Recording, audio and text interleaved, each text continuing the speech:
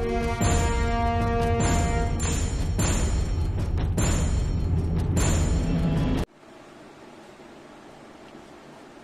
dear students, welcome back on this channel Azit Mathematics। आज हम लोग केमिस्ट्री में सीखने जा रहे हैं कि जलीय विलयन में अम्ल या क्षारक का क्या होता है। अम्ल अथवा क्षारक जलीय विलयन में कैसा व्यवहार करते हैं। तो सबसे पहले ये जान लें कि अम्ल अथवा क्षारक जलीय विलयन में ही आयन उत्पन्न करते हैं। बिना जलीय विलयन के इनके आयन अलग नहीं होते हैं। इसके लिए आपकी कक्षा एनसीईआरटी में एक एक्टिविटी है, एक प्रयोग है, उस प्रयोग को समझना होगा। आइए उसको सीखते हैं। तो उसके लिए सबसे पहले एक परख नली ली जाती है और इस परख नली में सोडियम क्लोराइड साधारण नमक,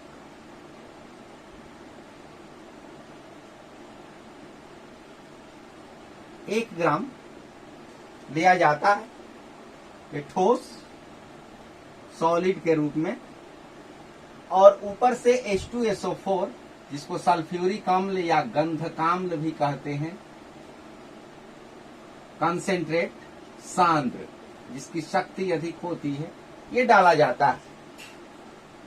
तो अम्ल डालने के बाद क्या होता है कि NaCl H2SO4 से रिएक्शन करता है तो सोडियम सल्फेट बनता है और हाइड्रोक्लोरिक गैस निकलती है, हाइड्रोजन क्लोराइड गैस निकलती है।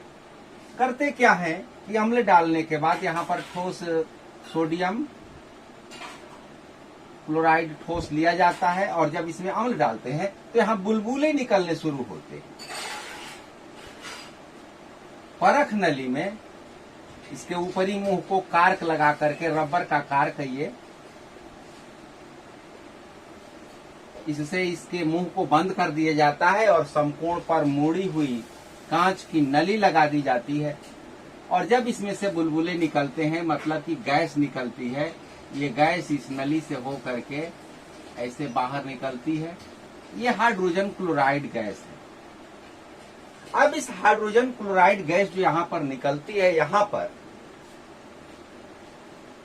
भींगा लिटमस पत्र,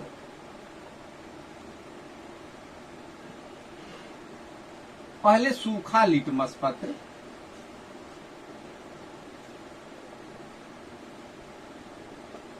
यहां पर हम ले जाते हैं बारी बारी से। पहले सूखा लिटमस पत्र, आप जानते हैं कि लिटमस पत्र दो तरह का होता है, लाल होता है और ब्लू होता है।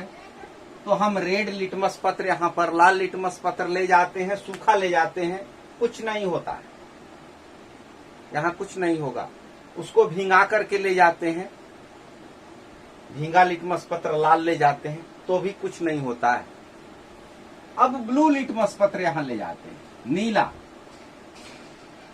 नीला लिटमस पत्र यहां जब ले जाते हैं तो सूखा ले जाने पर कुछ नहीं होता है, लेकिन वही वेटेड भींगा हुआ नीला लिटमस पत्र ले जाने पर ये नीला लिटमस पत्र लाल हो जाता है। जो ही यहां पर नीला लिटमस पत्र हम ले जाते हैं, भींगा हुआ नीला लिटमस,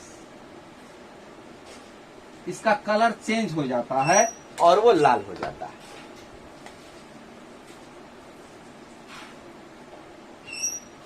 यहां पर यही ध्यान देने वाली बात है कि जब तक ये भींगा रहेगा, लिटमस पत्र यदि गीला है, जल से युक्त है, तभी वो आयन बनता है। जलीय विलयन के कारण ही वहां पर यह होता है। नीले लिटमस पत्र को ये हाइड्रोक्लोरिक गैस लाल कर देती है। इसका मतलब ये हुआ कि शुष्क हाइड्रोक्लोरिक गैस जल की अनुपस्थिति में अम्लीय गुण नहीं दर्शाती है। जब यहाँ पर सूखा लिटमस ले जाएंगे तो कुछ गुण अपना नहीं प्रदर्शित करती है, लेकिन ज्यों ही भींगा हुआ या गीला लिटमस पत्र ले जाते हैं नीला, तो वो लाल हो जाता है। यदि मौसम अधिक आर्द्र हो, नमी युक्त हो, तो गैस को कैल्शियम क्लोराइड से भरे नली में प्रवाहित करने पर शुष्क करना होता है। इस प्रयोग से यह स्पष्ट होता है कि जल की उपस्थिति में हाइड्रोजन क्लोराइड यानी हाइड्रोजन आयन उत्पन्न करता है और जल की अनुपस्थिति में हाइड्रोजन क्लोराइड अणु से हाइड्रोजन आयन अलग नहीं होते हैं।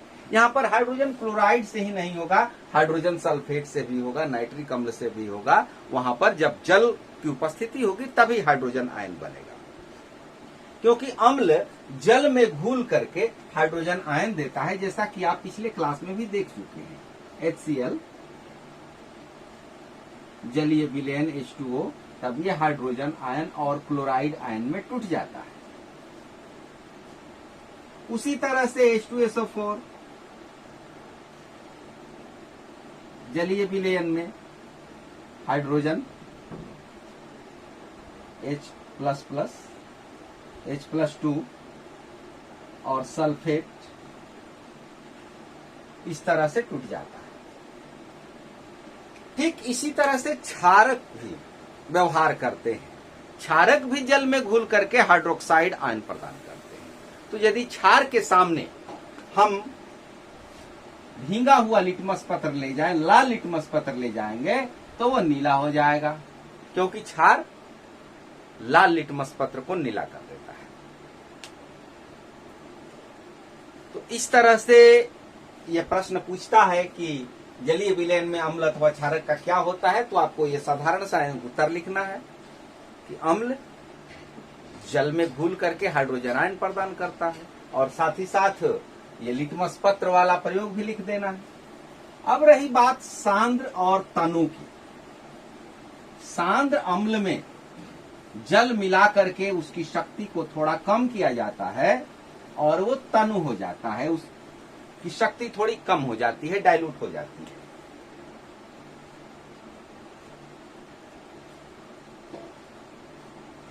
इसमें जल मिलाते हैं और तब ये हो जाता है तनु।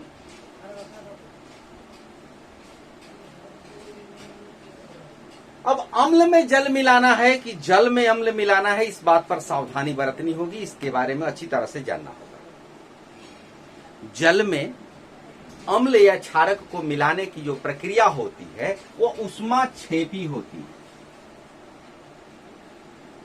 ऊष्माक्षेपी आप समझते हैं कि इसमें ऊष्मा बाहर निकलती है, ऊष्मा मुक्त होती है। जल में अम्ल मिलाने से या अम्ल में जल मिलाने से ये प्रक्रिया ऊष्माक्षेपी होती है। जल में सांद्र H2SO4 या HNO3 अम्ल मिलाते समय या HCl अम्ल मिलाते समय पूर्ण सावधानी बरतनी है। अम्ल को जल में धीरे धीरे बूंद बूंद करके मिलाना है, मिलाते जाना है, और साथ ही साथ कांच की छड़ से हिलाता है। पहले मिलाइए और कांच की छड़ से धीरे धीरे उसको हिलाइए। आप देखेंगे यदि बीकर में आपने जल लिया है, ऊपर से बूंद बूंद करके अम्ल डाल रहे हैं, तो बीकर थोड़ा गर्म हो जाता है। अब बाहर से उसको स्पर्श करेंगे, टच करेंगे, तो गर्म का अनुभव आपको देगा। अम्ल लेकर के, मान लीजिए बर्तन में आपने बीकर में अम्ल ले लिया और ऊपर से जल डाला, तो यह खतरनाक प्रक्रिया है, क्योंकि वैसी परिस्थिति में ये जल जो ही अम्ल में जाएगा तुरंत ऊष्मा उत्पन्न होगी, और वह ऊष्मा इतनी भयानक होगी जिसके कारण वो अम्ल छलक करके शरीर पर गिर सकता है, कपड़े पर पड़ सकता है, जिसके कारण दुर्घटना घट सकती है। इसलिए सावधानी पूर्वक अम्ल को जल में धीरे धीरे मिलाना है और मिलाते समय हिलाना है, ये ध्यान रखना होगा। इतनी अधिक ऊष्मा उत्पन्न होती है कि कांच का बर्तन टूट सकता है और शरीर हमारा घायल हो सकता है, कपड़े क्षतिग्रस्त हो सकते हैं, क्योंकि अम्ल यदि सीधे मानव शरीर पर पड़े तो वहां पर घाव कर देता है। आपने सुना होगा, एसिड अटैक के बारे में सुना होगा। क्राइम करने वाले लोग एसिड अटैक करते हैं, चेहरे पर एसिड तेजाब फेंक देते हैं। वो तेजाब क्या होता है? एसिड है, अम्ल है, वो जला देता है, शरीर को जला देता है, चमड़े को जला देता है। तो इसलिए अम्ल को धीरे धीरे आप जल में मिलाइएगा, क्योंकि वो वैसे बोतल पर, जब आप देखेंगे प्रयोगशाला में, तो वैसे बोतल पर एक तरह का चेतावनी संकेत लिखा रहता है, इस तरह से, और ये भी रहता है बूंद बूंद करके मिलाना है। तो जल में अम्ल या क्षारक को मिलाने पर उसके आयन सांद्रता में प्रति इकाई आयतन की कमी होती है। इस प्रक्रिया को हम तनुकरण कहते हैं। पहले तनुकरण की परिभाषा हम लिख लें। डाइल्यूशन इसको अंग्रेजी में कहा जाता है।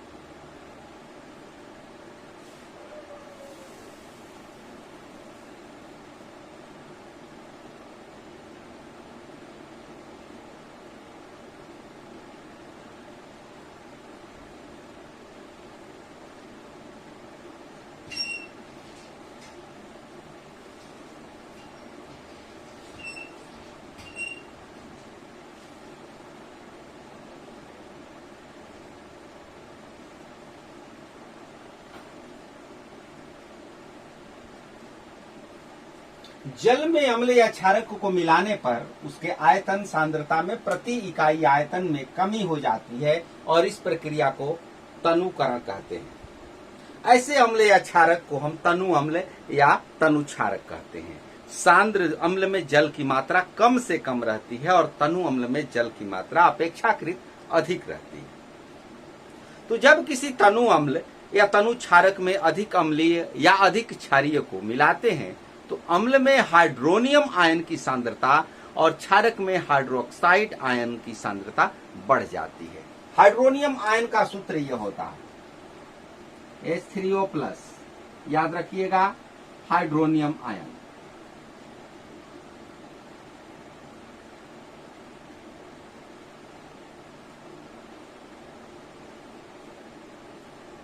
अब है कि अम्ल अथवा क्षारक के विलयन कितने प्रबल होते हैं। अम्ल अथवा क्षारक का विलयन कितना प्रबल होता है, कितना स्ट्रॉन्ग है, इसके बारे में जानेंगे।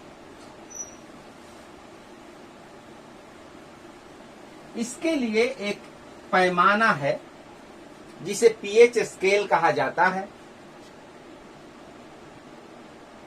पीएच स्केल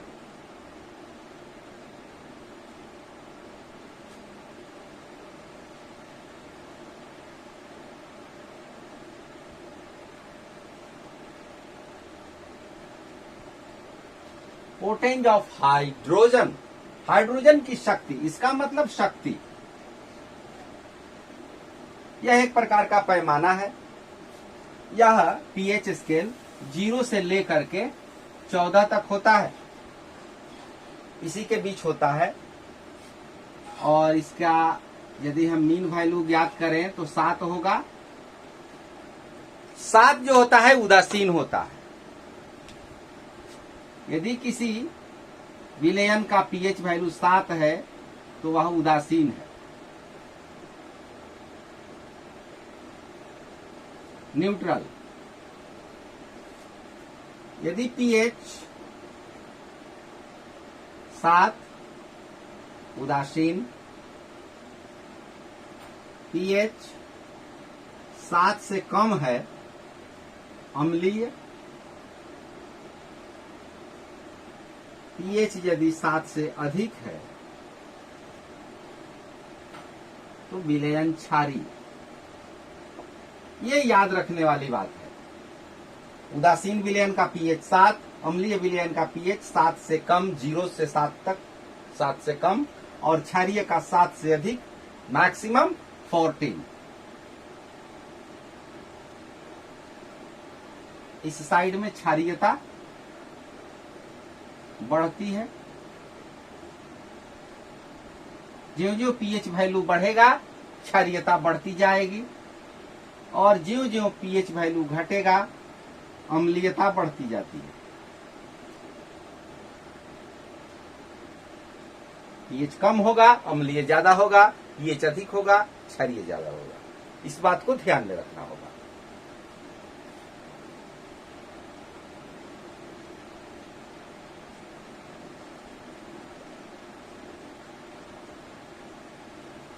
किसी विलयन के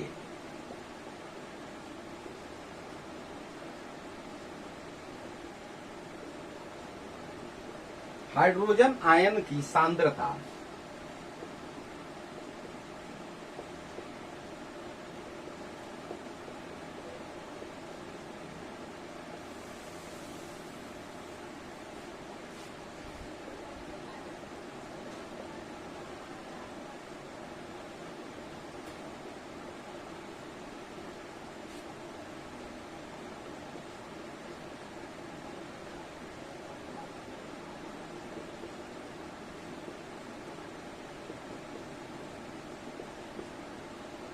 किसी विलयन के हाइड्रोजन आयन की सांद्रता के ऋणात्मक लघुगणक को लॉग को लोगारिथम के अंतर्गत आता है, पीएच कहा जाता है।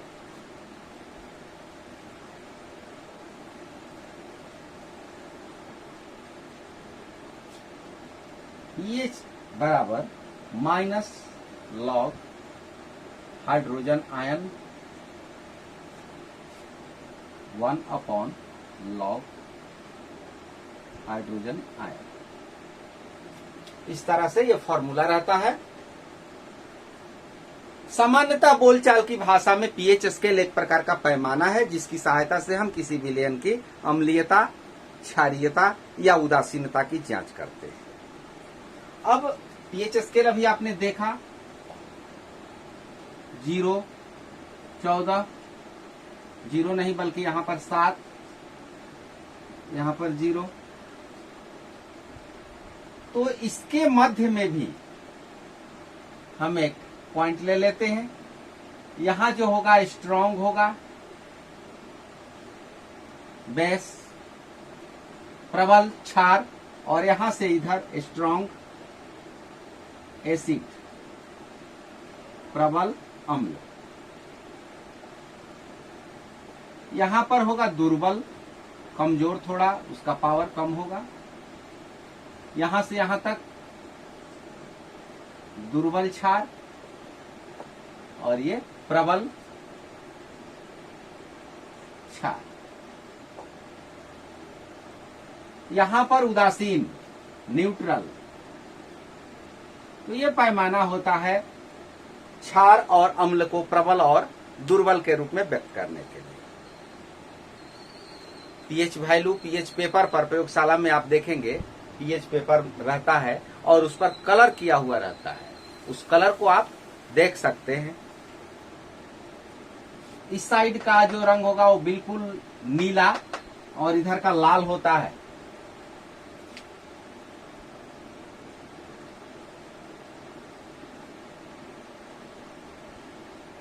किसी विलयन पर